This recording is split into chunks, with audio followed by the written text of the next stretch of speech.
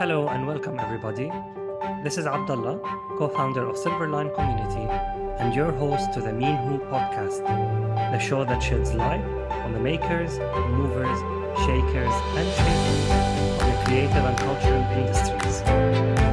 This episode is part of the Tunis Creative and Cultural Industries series, a byproduct of Silverline's Creative Retreats initiative.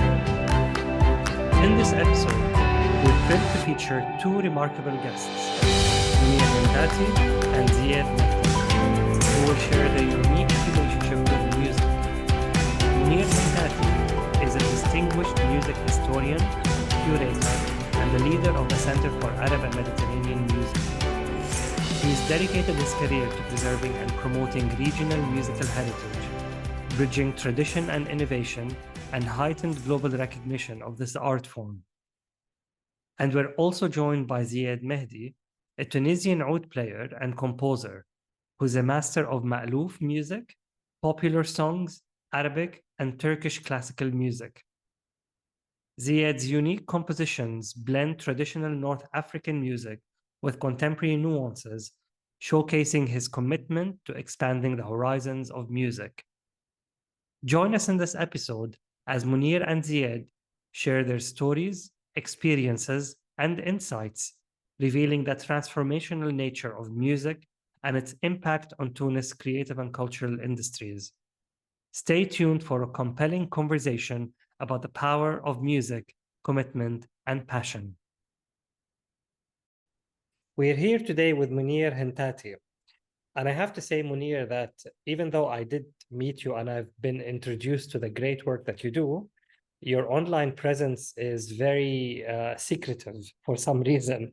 I couldn't find anywhere on the internet to write your biography, but I managed to use ChatGPT to create a biography for you, and I'm going to recite it for you now and tell me if it's accurate or not. Mounir Oh, it's Hentati. quite scary, actually, because It is. ChatGPT sometimes gives It you is. too many attributes and too many. But no, never mind. I mean, I could have provided you actually with Not a a problem. bio. I just thought it's an interesting But exercise to do because definitely, sure. I'm really I can't wait to listen to what ChatGPT thinks of me. so let's see. So Mounir Hentati is a distinguished curator renowned for his work in preserving Arab and Mediterranean music. With extensive experience at Al-Nijma Zahra, he curated exhibitions and programs bridging tradition and innovation.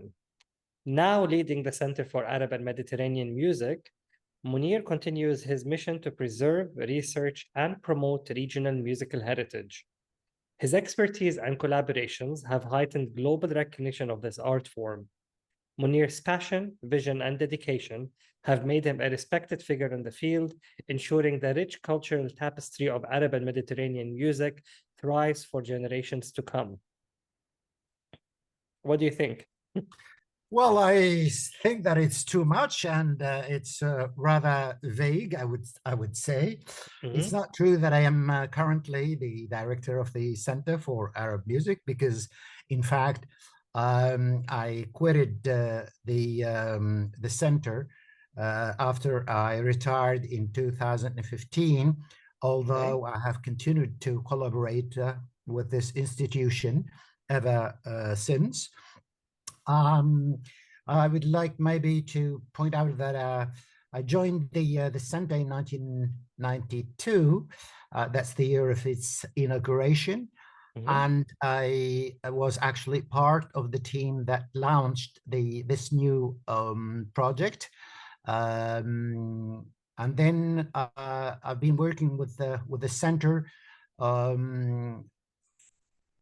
basically as curator of the palace of Baron Rodolphe de Langeais, which is the historical monument where this is the venue of the center, actually. And actually, I ended up by becoming the director, interim director of the center in 2010, just before the so-called Tunisian Revolution. But that was for a short period of time. And indeed, I have been involved throughout the 20 years or so that I spent with this institution in all the projects.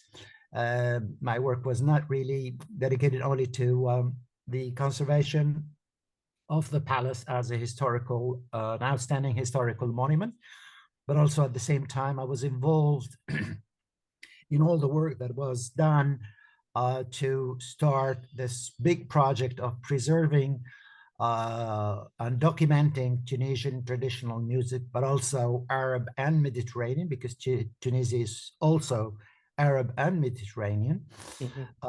So this work was done actually as part of the National Sound Archive of Tunisia, which is hosted by the center.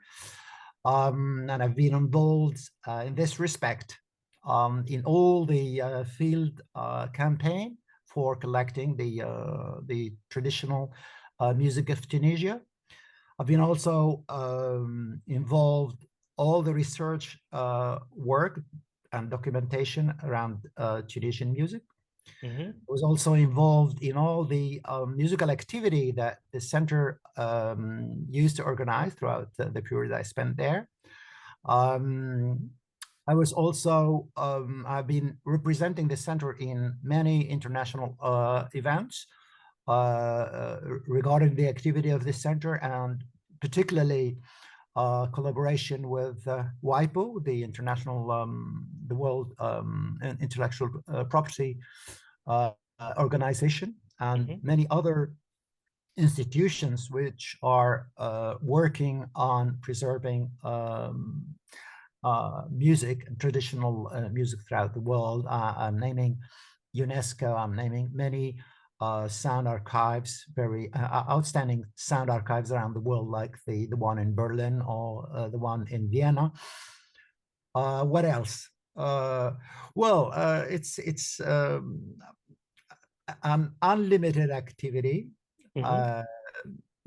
For me, the 20 years or so I spent at the center were like a dream, but it's a day and night and every single minute dream that I was involved in, and I didn't see the time passing actually. Then one day I just realized that I attained the retirement age. That's 60 in Tunisia so far, and I had to leave. But it was not easy, I would say, because I had so many projects that I still wanted to carry on, and because time was not enough, although I was kind of workaholic during that period. So I just started by working on the memory of the palace itself, its history, and I published a book in 2019 dedicated to shedding light on the collections of artworks and objets d'art that the palace is holding, because I must say here that the palace was opened in 1992 after it was purchased by the Tunisian state, Of course, as a museum open to the public, and I believe you have the opportunity to visit it. This is what I was going to come to. So just to give a little bit of context, we were extremely fortunate and lucky to be meeting with you when we organized our Silver Line Creative Retreat in Tunis. And what a privilege it was that we had you and your colleague to be our special tour guides of this wonderful place. Wonderful, for lack of a better term, really, because it was really filled with wonders. And what I want to try to introduce to our listeners is, what is the context of Al-Najma Al-Zahra for it to be the Center for Arab and Mediterranean Music? Can you please give us a little bit more context so that our listeners can understand the significance of this place? Oh, definitely, yes, with pleasure. In fact, the Center for Arab and Mediterranean Music was created back in, as I said earlier, in 1992.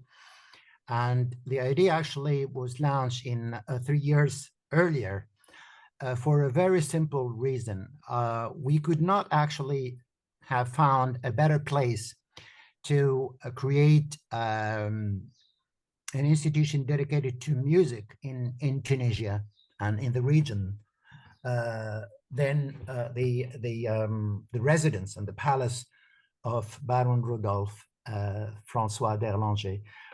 Baron Rodolphe, actually, who built the palace for himself during the period from 1910 to 1921, was a tremendous patron of art, painter, Orientalist painter, but basically he was a researcher in Arab music. Baron Rudolph was known as the leader of a tremendous research work conducted as of 1917 up to his date of death in 1932. Very comprehensive research on the history and the present of the Arab music that actually was crowned by the publishing of a 6-volume book called La Musique Arabe in French. Mm-hmm. But also, Baron Rudolph was also known as a person who have played a very important role in paving the way and organizing the International Congress on Arab Music that was held at the instigation of King Fuad I of Egypt in 1932. So for all these reasons and for the importance of the work that has been conducted at the palace, and the fact that throughout the period when the Baron was present at the palace became really a kind of mecca and a magnet for cultural people, for musicians, for researchers.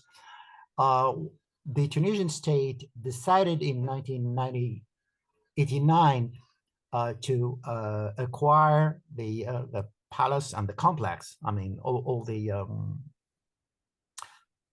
ancillary buildings and the park surrounding it, mm-hmm. And to dedicate it to music. So the first major component of the project was created as the National Sound Archive.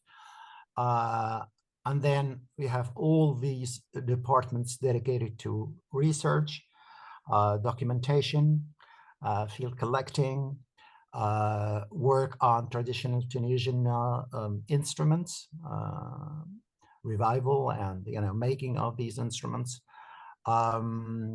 scientific activity related to music and musicology, workshops, and of course musical events, that's concerts that are organized at the palace. And sorry, please go ahead.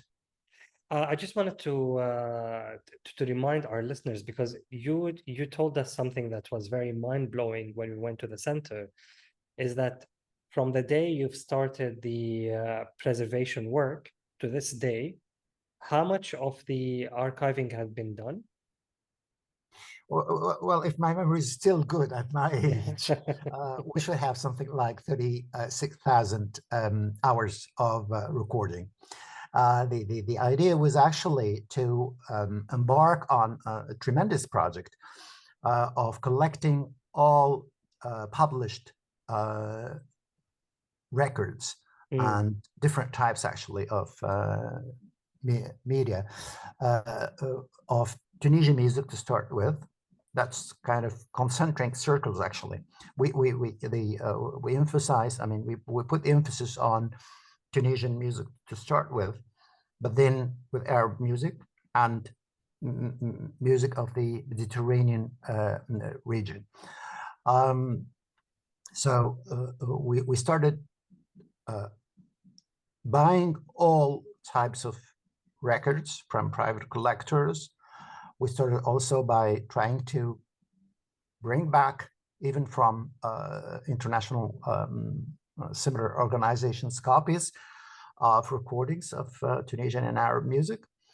And we are still now working on gathering as many as possible of all these recordings, starting with recordings on cylinders, which are quite rare, wax cylinders, then 78 RPMs, then 33 RPM and 45, and then cassette tape recorder tapes, and finally CDs.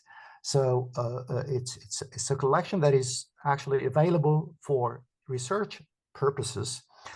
It was quite difficult actually before the creation of the National Sound Archive in Tunisia for musicologists and even for movie makers actually to find the material you know, for their research and for their use, because the only institution before the creation of the Sound Archive that could provide recordings was the Tunisian National Radio, as it is the case actually in most countries, because the national radios and private radios sometimes are the basic institution that are working on recording and not preserving, because this is not really their objective, but basically recording and broadcasting, you know, musical recordings. And how do you choose which music epoch to preserve? I mean, what is your cut-off timeline? Where do you start from and where do you think it should end? Actually, there's no limit.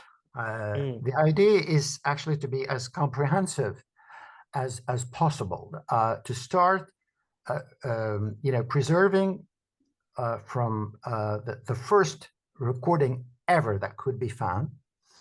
That would be kind of you know, the end of the 19th century, because as you know, sound recording is not that old. And the first recording of Tunisian music, as far as I know, date back to 1880 or 90. That was done by one of the kings of the Beys of Tunisia for his anthem, and the recording was done in France. And the idea actually is to cover all recordings dedicated to Tunisian music, whatever. Well, that would cover actually more or less the 20th century and the beginning of the 21st century. And the general idea that guides us actually in collecting is that we collect everything. We are we do not consider that we are in a position to consider that this material is interesting and that other material is not. We do have the mission to you know, collect all material, document it, digitize it, and leave it for researchers to decide what is important, what is less important, and that's it. So this is actually one of the principles that are guiding us in our work at the National Sound Archive. And what do you feel is the possible uses or usage of these of this archive? I mean, you mentioned filmmakers and how they would use some of this music for possibly their soundtracks, but is this database accessible to the public? What do you think is its future potential? If you can shed more light on this, that would be fantastic. Oh, sure. Actually, the holdings of the National Sound Archive of Tunisia are available basically for research purposes. Musicology in Tunisia is quite active, and the musicology school in Tunisia is quite strong, I think, has been confirmed throughout the maybe the last 2 or 3 decades. So there is a big interest on, finding the materials for research purposes. Not only musicological research, it's also because when you have recordings, it's also possible to research them from a social angle, actually, to understand, the taste and to understand the trends of music. Music also as a political expression, music also as, different types of expression. And then,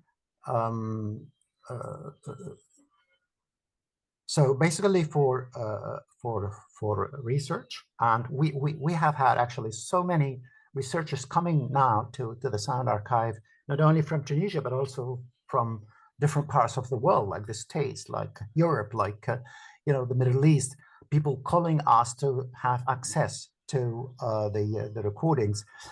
For the time being, the recordings are not free of access, people have to apply for a specific, well, they can search. Actually, we have a database where people can search for one particular item or title or musician or composer or whatever. And then they might actually apply to have for a copy of the recording, or come to the Sound Archive by themselves to listen, because we have a listening room like the one you would have at different Sound Archive throughout the world, like in Paris or in London, the Sound Archive.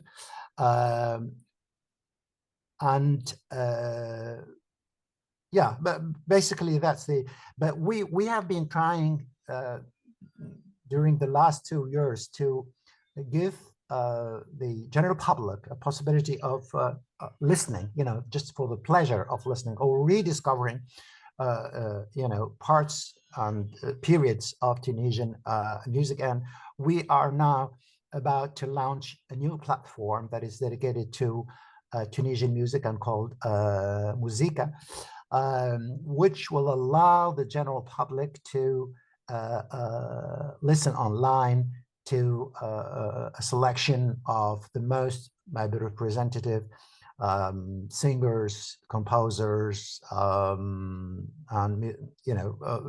artists involved in music. That's a kind of opening on the general public, but basically we are dedicated for research and conservation. That's very exciting. And do you find that there is an interest from youth to preserve musical heritage?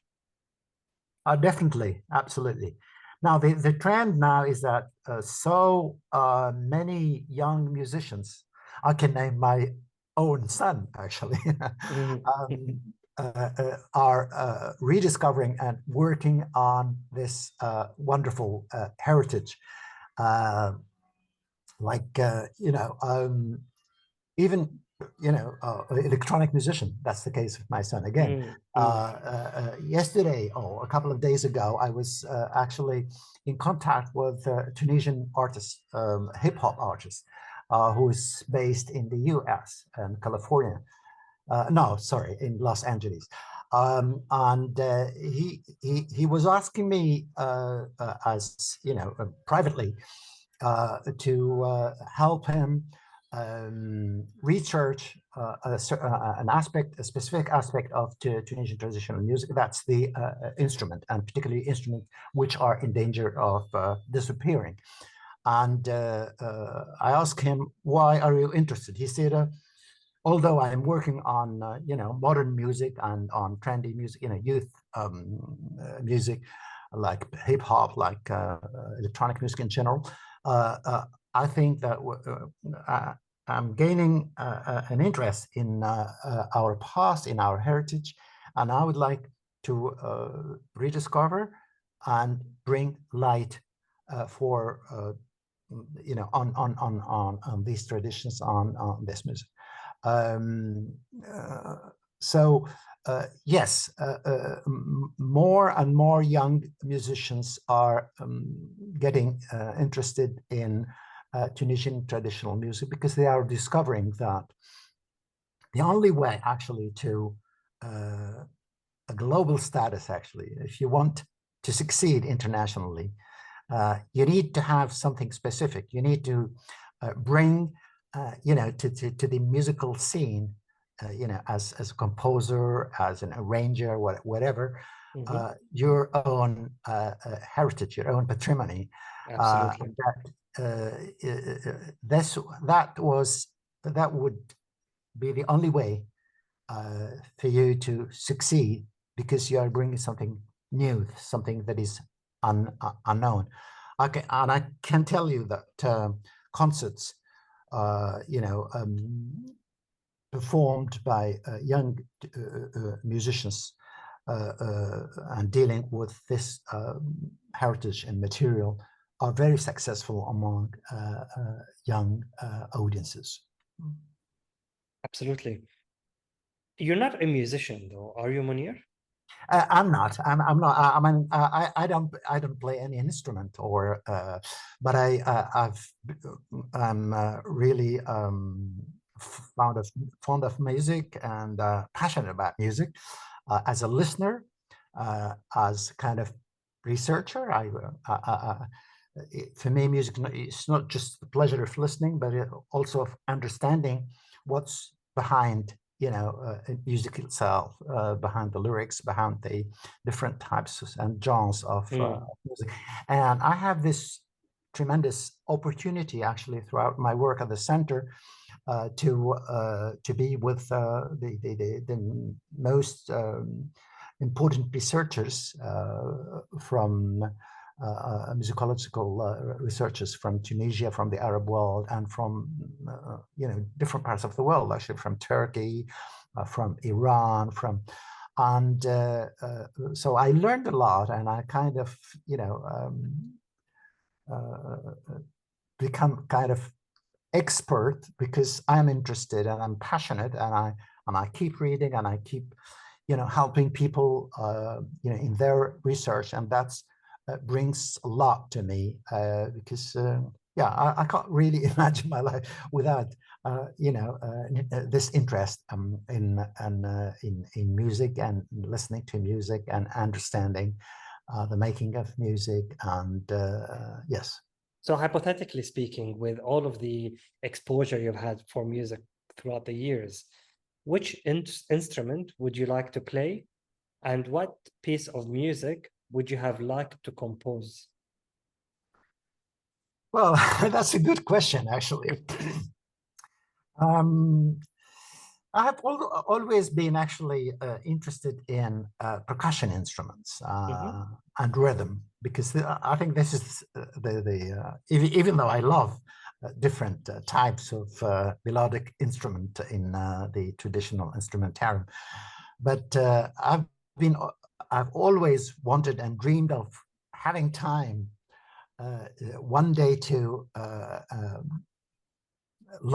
play a percussion instrument, like the darbuka, like the Tunisian tar, or riq.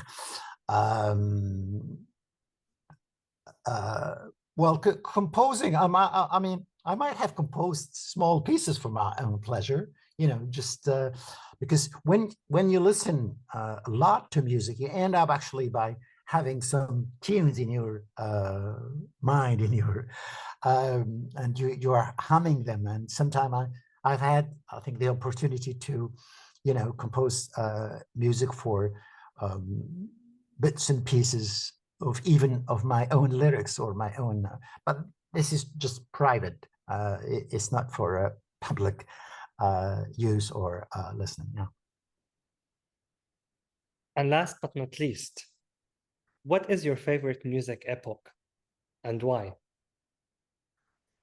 I don't think that I have a specific epoch. I'm very much interested actually in what we call the golden age of Arab music. That's music of the early 20s, which was really very, very rich, particularly in the Middle East, in Egypt, in Syria.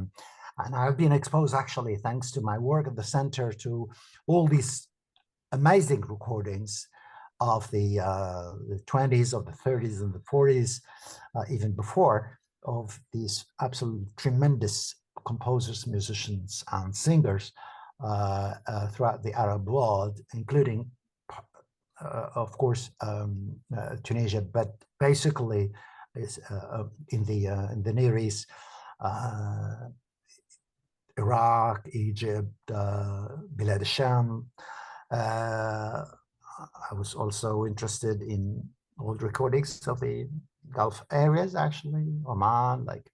So this is actually what we call the golden age, and it is so called because it's really very rich, and the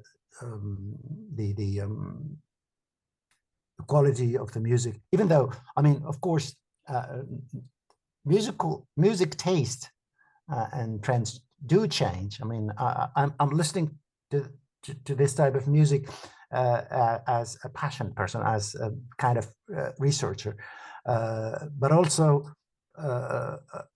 I know that I can't listen to it with in the same way as people during that period would listen to it, because things have changed and I'm exposed to other different types. Because for instance, I love Western classical music, but I'm not very conversant in it. But I love to listen to that. I love to listen to traditional classical music from Iran, from the Ottoman period, from whatever you have. I mean, as an extended area as possible. So I would call it just eclectic. I listen to what I love at the moment. Sometimes I do spend 1 month or 2 months listening just to specific type of music. Like, say, one day I discovered music from Pakistan, for instance, Sufi music from Pakistan, or from Afghanistan, and I would listen to for 2 months, 3 months to different interpreters of this music, and then I pass on to another type of music, depending on my mood, depending on my interest and my discoveries. That's wonderful, Mounir. Mounir, once again, thank you so much for your time and all the treasure trove of information that you've shared with us. Thank you so much. I cannot encourage more our listeners and our subscribers to visit Tunis and visit the Najma Zahra, and hopefully get to meet you in person, because you are definitely as charming in real life as you are on the digital sphere. Thank you so much, Mounir, and I wish you a lovely day. Have a lovely day too. Thank you. Take care. Bye-bye. Continuing on our series on Tunisia and the creative and cultural industries in Tunis, we are here today with Zied Mehdi, a Tunisian oud player and composer. Zied performs Tunisian music, both mālūf and popular songs, but he also possesses skills in Arabic and Turkish classical music. Zied completed his music training in Tunis, studying the oud with Fathi bin Saleh, Kamal Gharbi, and Khalid Bissa. He holds both the National Diploma of Arabic Music and the Diploma of Tunisian Music from the School of the Rashidiyya. Moreover, he has taken master classes with major Turkish oud masters such as Mehmet Bitmez and Yurdal Tokjan. Wearing another cap, Zied has nearly 6 years' experience in transaction services, valuation, and private equity. I believe it's in Ademaeus from KPMG, where he has worked as an associate within transaction advisory team.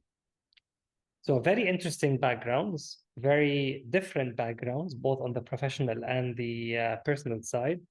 So Zied, thank you for being with us today. And if you don't mind, can you tell us more about yourself and when you started your musical journey? Thank you, Abdullah. Thanks for the introduction. So I started my music journey since I was young, very young, let's say since I was 12. So it was my first step to the conservatoire, where I discovered the music. So I did the classical way of studying music in Tunisia, which is the 6 year in conservatoire, studying traditional Arabic music and Tunisian music. So I directly started with the oud, so which I found extremely. The sound was how can I say that it take me it take me in a big it's envelope, it's dreamer, and and the Tunisian would come after. So I started with the Oriental and Turkish one as a start, since it was the most famous instrument, I would say, in Tunisia and the region, which is an instrument that characterized Arabic music. So I was fond of this music. And then by growing, I discovered a specificity in music, which is local one, which is I was fond of since the initial steps in the music world. So I started having courses and playing mālūf, which is the mālūf actually is the traditional Tunisian music, which is composed of several sections, parts, including musics plus music with lyrics like old Arabic poetry, which is originally came from Andalusia, and local people adapted.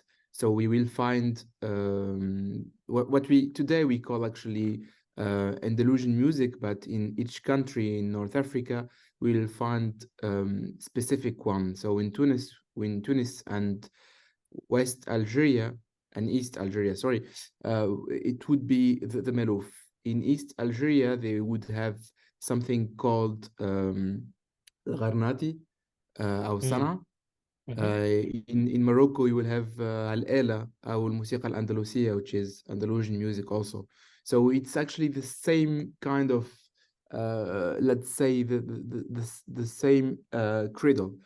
And it was developed in each country after the, let's say, Arabs went out of Andalusia. And why do you think there is this difference of ma'loof or maloof between, I can understand that there might be a difference between Tunis and East Algeria, but I know Algeria is a big country, but why would they have two different maloof in the same country? So, I mean, to be honest, even in Tunisia, from north to south to east and west, you would have different versions, since since it's something that it's like a dialect, actually, I would say. Okay. Everyone could contribute to it. The source should be the same, but in 7 centuries or even more, 8 centuries, it would change, since it is 100% orally transmitted music. Even the old probably manuscript about this music, which is written with notes, contemporary notes, it's from the 19th century, so it's quite recent. And even though this one is different from what we are playing today, so as you can see, even if we have some recordings from the early 20th century, we will find mālūf is different from what we know today, in the way of the execution and the way of and this is come because actually it's something that music and politics sometimes goes together, since like the mālūf actually in Tunis was, I mean, the first school, which is the Rashidiyya, that the school that I studied in.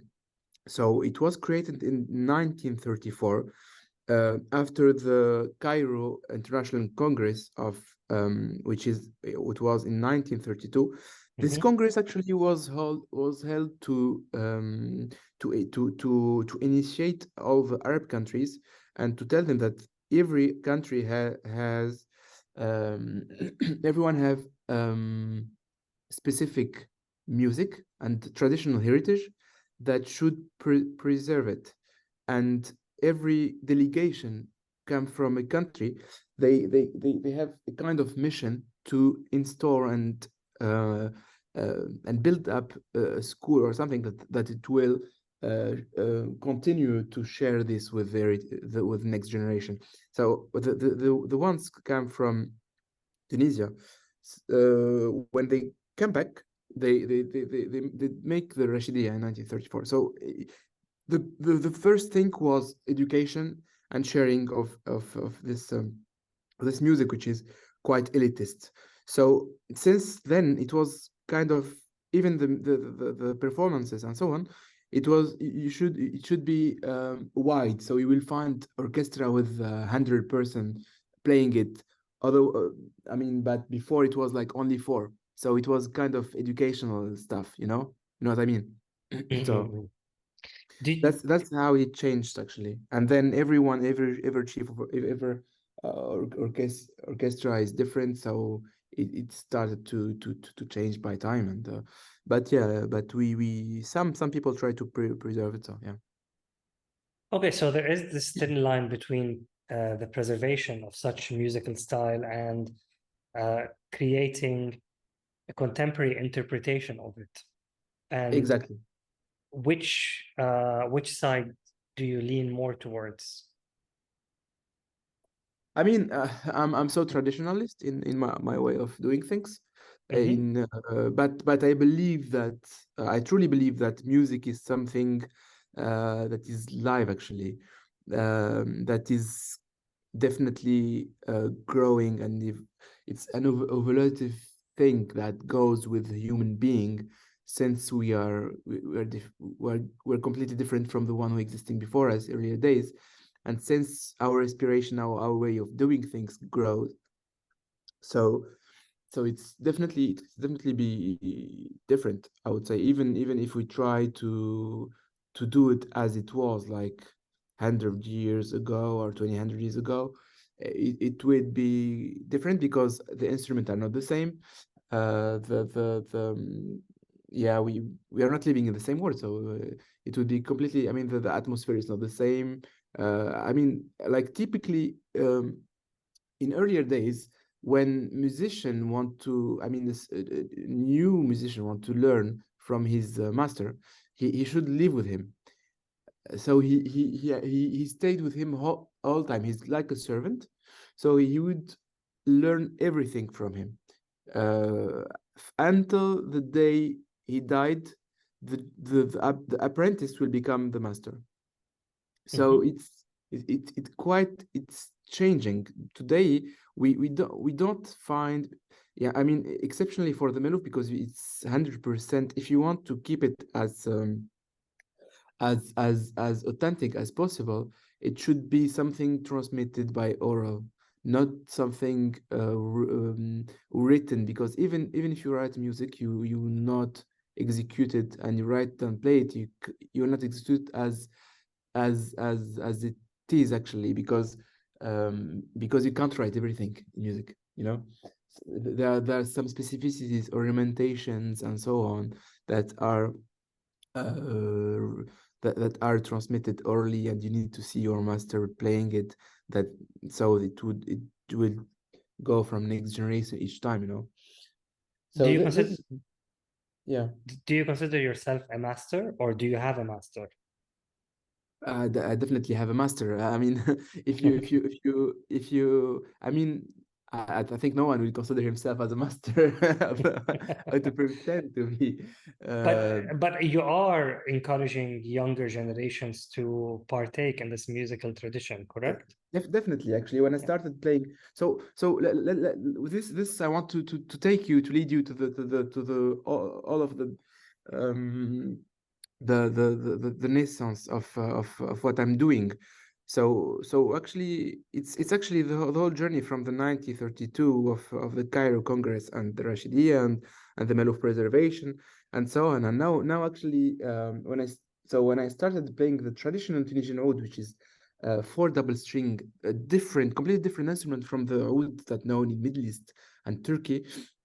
It's different shape, different way of making, different materials, and completely different sound and techniques. So when I started playing, there were no one playing it except one master, which is Zied Gharsa, his famous mālūf guy and master of Oud Arabi. So yeah, he's the master, and he's my teacher. I studied with him when I was younger. So so considering this, I was like really struggling to see why today why it was completely absent from the scene. So I started doing master class. I started seeing some luthier, some oud makers, because when I went to see them, I said, I mean, no one were asking for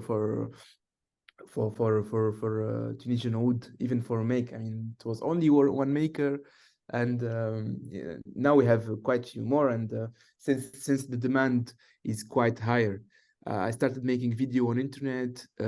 People started seeing it, and they like the sound, they like the music, and they started the interest start actually, and they wanted to buy and learn and so on. So actually in Paris, what we did, we with Ahmed Rida Abbas, which is the founder of Association of mālūf Tunis in Paris, where I was living, and I was a member of this group. So we created the class, which this is the first class actually of Oud Arabi.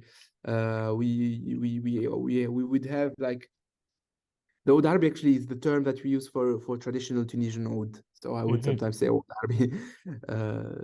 So we set up a class over there in Paris, and started with 5 to 7 students. So we had a weekly master class workshop, let's say, of this instrument. So we commissioned the luthier, the maker in Tunis. So we bring them to Paris, and we for over 2 years we had this class. And then yeah, with videos and so on, so many new, I mean, young people were interested, and now starting playing, and the demand now is higher. And even like 2 days ago, I was discussing with professor in the Conservatoire National, which is the high education institute of music in Tunisia, to add this instrument into the curriculum, which is something really appreciated. I mean, yeah. That would be wonderful. Yes. So with all the work that you do with music and your passionate performances that we were very lucky to witness during our Silver Line Creative Retreat in Tunis, why is music important to you? So yeah, actually, music is a part of me, to be honest. I mean, it's something that I found. I mean, I'm really fond of the traditional Tunisian oud sounds, which I found really mysterious. I mean, I have interest also in the making of the instrument. I tried all kind of woods, and each time the sound is changing, that make me quite I mean, I actually, this sound is quite touch the anima, you know, the spirit of. I mean, when I play this instrument, I mean, I kind of um, I mean, I travel very far away. I feel it so much, you know. That's why it's part of me actually. The music, I can't live without it. But in the meantime, as you know, I have double life actually, since I'm a musician, like professional would say musician, but it's not my first profession. So I'm private equity investor as my main job. So yeah, I'm finance guy. And okay, personally, I have a very difficult relationship with numbers. Yeah. And my question to you is, do you think your passion in music is an escape from your day profession, or that in a way, does it complement what you do in your actual job? No, definitely not an escape, because I would say both of them um, would help you. I mean, to grow. I would say, because each one of this career are I believe that they are improving. They are leading me to the one that I want to be. You know, in terms of, because each of this. I mean, music will let me meet people that are really completely different from, like, people that are creative, they don't care about figures, that are a dreamer, which is completely different in the finance world, with the people that they are really accurate, really smart, sharp, etc., etc., which is completely different. Different approach. I'm not saying that the musicians are not smart; they are smart in their way of doing things. But I mean, the way of thinking, the way of living, actually, it's completely different from two words. So I think it's complementary on my side, since I try to bring the creative uh, approach in the finance world, and create to bring this sharpness and accuracy in the music world. And speaking of creativity, what is your opinion about the rise of artificial intelligence and all the tools that are now available for people to help them create music from scratch? I mean, you yourself, you're a composer, you're trying to preserve a historical and a very important heritage material from your country. So, what is your position when it comes to generating music using artificial intelligence? Yeah, I truly believe that artificial intelligence is important. It's a tool like any other tools that would help humanity to continue the way of improvement. However, it only stay a tool that need be driven, need humans, I mean, to drive it. Otherwise, it would not give you what you want to have. So I'm an adept actually of artificial intelligence, not in music, but I mean in today, day to day. But I found it's really a good tool to manage your time. I mean, it would help you to do something that it's not near really necessary to lose your time in. However, it couldn't deliver you an outstanding result if you are not driving it. Absolutely. Well, our last question. If someone is not familiar with mālūf music and wants to be introduced to it, which performance or piece of music would you recommend for us to listen to? So I would recommend Nuba. So the Nuba, it's actually in each maqam in Orient, in Middle East we call maqam. In Tunis and North Africa we call taba, like Oh, like okay. humor, like taba. Yeah. Mm. In taba, anyone you can choose, any one of the 13 Nubas, like for maybe the first one, which is Taba Dhil, Nubat Dhil. I can share it with you if you want. And Yes, please, because I yeah, think we would, when we publish the podcast, we also want to encourage our listeners and our subscribers to explore this beautiful form of music. yes, great, lovely. Perfect. Zied, thank you very much for your time. And once again, thank you for such a captivating performance that you shared with us when we were at the Creative Retreat. And hopefully we will see you soon live on stage in different countries, more importantly in Abu Dhabi, if I can help make it happen. Yeah, sure, with pleasure. Thank you very much Perfect. for the invite. I'm very happy to be with you today. Thank you Thank very you. much, Zied. Have a good day. Thanks. Cheers. Bye. Bye.